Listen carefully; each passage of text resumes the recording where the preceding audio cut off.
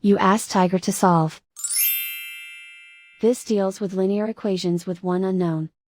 The final result is x equals 18. Let's solve it step by step. Swap sides. Group all constants on the right side of the equation. Subtract 1 from both sides. Simplify the arithmetic.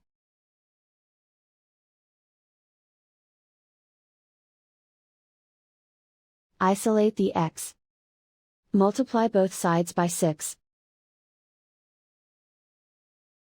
Group like terms. Multiply the coefficients. Simplify the fraction. Simplify the arithmetic. And so the final result is x equals 18.